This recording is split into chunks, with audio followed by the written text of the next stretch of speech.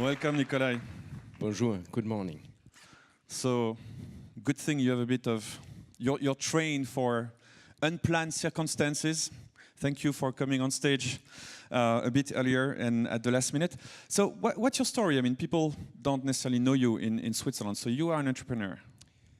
I am, right now, I'm a partner with Deloitte, heading up our Deloitte digital business, which is a standalone business where we build ventures for corporates. But previously, I've been an entrepreneur in But you're a London. consultant, but when we played the session, you said, I don't want to use slides, so how can you be a consultant? Probably I'm not a real one. Okay. Probably there are slides coming, I don't know. No slides. So can you tell us a bit about yourself? So you built a company based in... Yes. So with Martin Ott, who's nowadays at Facebook, another great example, leading up Europe's Facebook operations. We were together in London and we did payments, online payments, mobile payments, far before it was called fintech. It was not that cool. Yeah, it was just a business banks didn't want to do. Between 07 and 12. Okay, just when the arrival of the smartphones. Yes. Okay. And then after that, you exited the company. And then after that, we sold the company, and I realized that there are quite a few things broken or could be better. When you turn right now into the corporate arena, and when you look how exponential technology evolves, basically each of you have in their smartphone today more intelligence than the entire Clinton administration. That's true. So it's not like magic. It's technology that enables each and every one of you to be very reliable in your business decisions. And that's what corporates, and this is what we are here. We are in the country and in the continent of large, massively successful corporates. There's a huge asset to be leveraged. And that's what we realized, and that's why we said, let's start. So you came from the startup world, then you got involved with the corporate world, and the thinking was, how can we help accelerate this large corporation? And that's where you co-founded with someone from Facebook? No, right? That's where we got apart. Okay. You went to Facebook, I went to Deloitte. And then you co-founded something called the Digital Lab at Deloitte. Exactly. The Can digital you tell us ventures. Well, look, we say when you are today a corporate CEO and you're listed, then you need to think of how are you going to, what are the top 5 things that you need to do in order to transform your company? And as always, number one, no matter if you're Fortune 500 or a startup, it's the team. Doesn't change in the digital era, it's the team. So we started helping board members to set their board together in order to have a successful journey in this transformation. So can you be very concrete about the type of action? Was it about training people? Was it about involving the younger generation, digital natives? It's both. It's taking people, because let's not kid ourselves. I mean, we talk all a lot and consultants do even more about Generation Y. Reality is people who are in the boardroom today and for the next 10 to 20 years are far away from Generation Y. They're in their 50s. So what is it that you need to do in order to enable someone in their 50s and training who understands very sharp, laser sharp business, but probably doesn't understand that well digital? And that's the teaching mechanism. Then there's a second group of probably also not Generation Y, which is going... Y and a half? We're not. By birth year, we're not. That's the second, basically in the middle, and then there's Generation Y. Yes, that's all of the young guys who are probably also sitting here, but that's the mix is what needs to be successful and needs to be combined and melted. But there's also a lot of new competencies. I mean, suddenly, if you're a bank, you need people to work with data, you need to work with UX, you need to work with programming. And the chairman of BBVA was saying, like, a bank is a data company now, it's zeros and one. So you also need to help this large corporation add specific talent to their roster? Look, talent is crucial. That's part of the team. But I think a point that you're now addressing is at least as crucial. When you say as a bank today that you're becoming a data company, or when you say as an automotive company that data is the new oil, that's a great press release. And it's a great statement for on stage. But that doesn't transform your business. So you need to be able to understand how is the value chain, how is the business of my customer changing in order to understand what is it that I need to do, what are the topics, and it's crystal clear. In digital, that's one myth we have to stop is it's all mystic. No, everything is quantifiable. Everything can be quantified because it's all based on data. So you need to be very clear on what are your actions in order to transform your core business. What does it take to make a digital asset out of it, out of a production site? And then to understand, okay, so what are the businesses I could be into? What are the businesses that I could be into as a company producing cars? But I don't sell products anymore, I start selling services. So how does that business look like? So there's kind of a new way to think. There's a new mindset involved. A new mindset is absolutely involved. Combined with the heritage and the DNA. You know, when we had our pre-chat, I think I told you that it's so much more easier to transform and change and convince to change when something is not successful. Because everyone sees it's a failure, so we need to change it. When you're running so successfully companies as we do in Europe, over centuries, that's the battle. To tell people, no, we need to do it differently. They're looking at you and saying, yeah, but I'm running it on a 40% margin. What's your name? What are you doing? Digital business what? So you need to be respectful with the DNA where companies are coming from and understand how can that be a digital asset in order then to build new businesses. But it seems contradictory. You're saying like we have to go back to our DNAs, and sometimes the DNA is going to be 100, 200 years old. We have cases in Switzerland. Actually, we have a company on stage today who's been founded in 1805. And at the same time, you say look towards the future. So how do you combine both things? They sound contradictory. But they are not.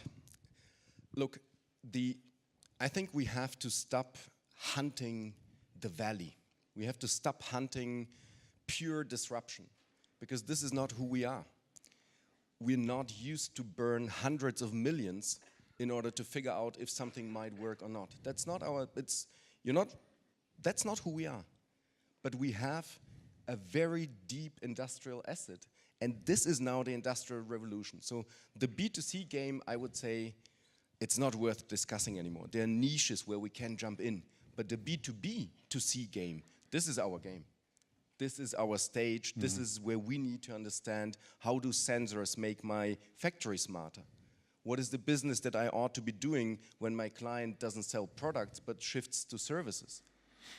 One shift you talk about also is that we need to stop thinking in terms of budget, but more think in terms of investment. Can you tell us about that? Yes. That's not a very complicated one. So when corporate managers are corporate managers, they're not investors.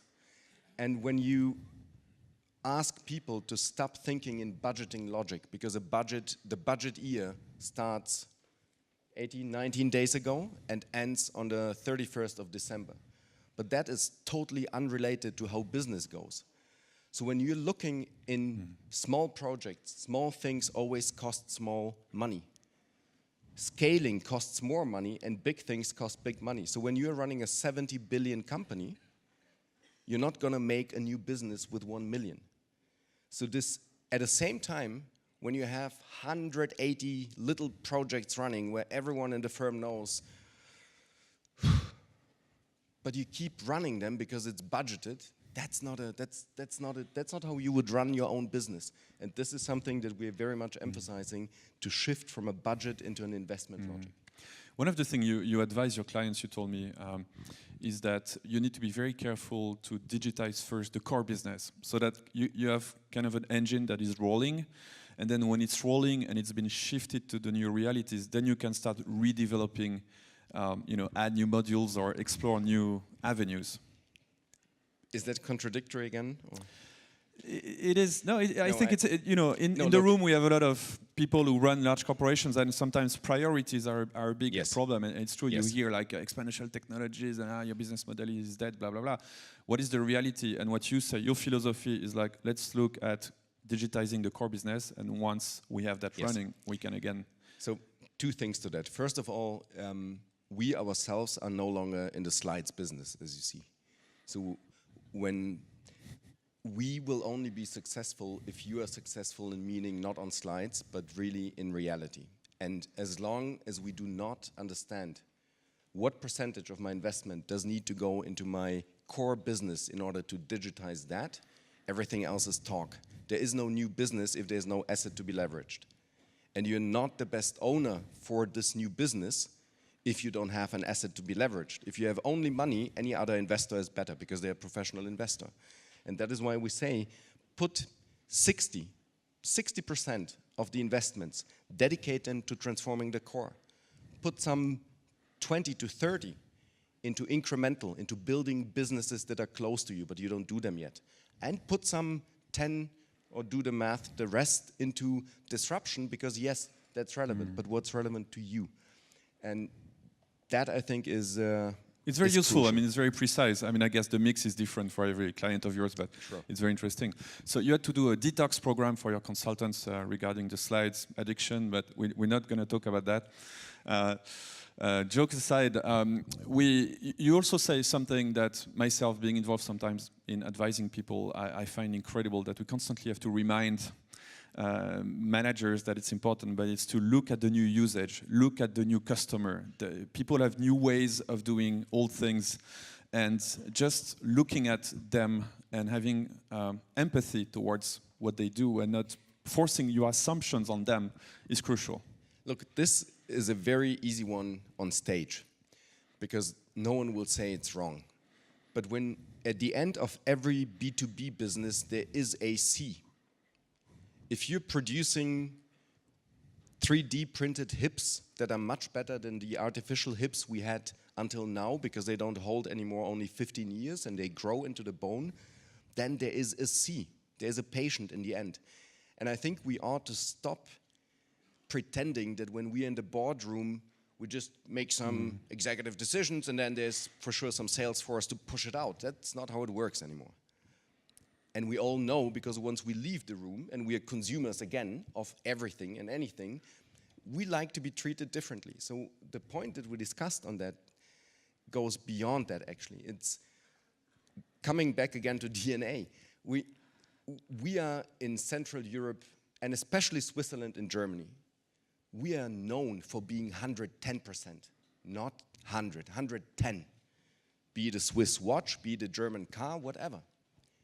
So it's very, very difficult to switch to a platform logic where we say it's never finished, because it's turning constantly in data, understanding, learning cycles, where with the client we improve the products and generate new products. That is a challenge. Can you dig a bit deeper in that word platform? I mean, it's a word we hear a lot. I think nobody really knows what it means. What concretely does it mean to think of your corporation, of your organization as a platform? Look, you don't need to be ultimately yourself a platform, because otherwise that's another, I think, wrong discussion we're leading, or a very superficial discussion we're leading at the moment. If every company was a platform, then we'd have a lot of isolated platforms, then we can call them also companies, so it doesn't really make a difference. Becoming part of a platform means finding out what is the attractive asset, what's the attractive service, what's the attractive product that you bring to a business or to a customer, and be there and continue learning through the data that you generate, what is the next offering.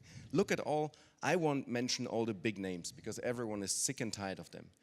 But another DNA thing, all the big tech players today are conglomerates, complete conglomerates. That's where we come from as well. Look at Siemens, look at a lot of companies, conglomerates. So again, it is in our DNA, we just need to use different tools and different ways how we get there.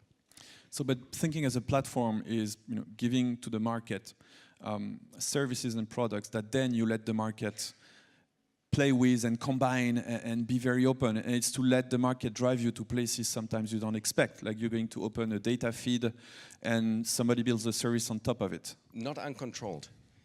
Because when people like you and I talk about that, especially here, then it sounds like just throw a banking product out and people will play around and they'll figure out how a new account looks. No, that's not what it says. But it is the logic of co-developing products with the client, because that's the person, the business that knows what they want. So the change from let's stop deciding in the boardroom what's best for the world and then push it into the world, let's figure it out with our dedicated clients And that will be much easier, much more efficient, by the way, and much more top-line driven. What is the main challenge you have right now in building the Deloitte Digital Lab? Is it to find talent, to recruit people? No, talent is a challenge for everyone. I think the biggest challenge is I'm not a very patient person, and things do not move quickly so enough. you're Generation Y after all. I'm not Generation Y. Would love to be. No, I think we are not moving quickly enough. And that's another high-level talk that is easier said than done and realized, but we're not moving quickly enough. So I can sleep well at night, but my concern is that we don't do enough of the right things quickly enough. And talent, yes, I guess are there young students or there are 300, young professional 400 students here. So talent is a challenge for consulting companies anyways, because when I think... But that's where I was trying to drive you, because when we discussed it, you made a claim that was very surprising to me. Yeah. Okay, I'll make that claim. Look, when I finished university, you were no one if you didn't have an offer from an investment bank or a strategy consultancy. That thing changed. You are no one today if you don't go and start 25 companies in the first 3 years out of college. Ideally, you did it while you were still there. So, look, to all of you who are just about to start a job or thinking of being an entrepreneur, I can tell you our time is up, right? It's okay. Like 10 seconds. So you'll know when your time is up. I know when my time is up. Look, make a very conscious decision and be very straight with yourself. I was not that conscious and not that straight with myself. So if that can help you, that's the best thing I will take out of this day. Not everyone has to be an entrepreneur on day one when they finish university, because it doesn't fit to everyone's personality. Be aware if you want to be, however, one, because the times are great. Haven't been ever better times being an entrepreneur. Be aware you will fall down a couple of times. So if that doesn't match your risk profile, if that doesn't match your family planning, don't do it. On the other hand, be aware there's a corporate asset which has never been as open as it is today to young talent being pushed up quickly, being given the chance to prove qualities more experienced staff does not have. So use that as your entrepreneurship platform. Build a business with a corporate, for a corporate. Just make a conscious decision who you really are and where your qualities are, and then make a decision what is the best path forward for you. I think it's not being done often enough. But I think that's one of the big learning. One thing everybody realizes right now, that it's not like startup against large corporation and reciprocally, that it's actually both, and both have a role, and someone like you can have a productive career in both worlds. And what you're saying is that if it's what you want to do it, and just be aware of the risks. But it's a new discourse. But can I just one last final addition? You won't like it a lot. Please don't have a wish list which is that big. And once you went through your wish list, then don't say, what's the work-life balance? Because the last question that I would leave you with is, please answer to yourself, what are you ready to give up in order to achieve what? Because that is how it works. I don't want to sound, but this is how it works. So show me one successful manager, male, female, show me one successful entrepreneur who didn't choose to give something up in order to gain something. And this is not give everything up to, then it's the wrong job, it's a wrong startup, whatever. Don't ever give anything up. Nothing more important than being happy, healthy, have a family, kids, all of that is million light years more important than a career. But be aware, what is it that you will give up in order to be driven, ambitious, and successful? And yesterday, thank you. You can give me a round of applause. Nikolay, Kolev, thank you so much. Thanks so much. Thank you. Wonderful stage. Enjoy the day.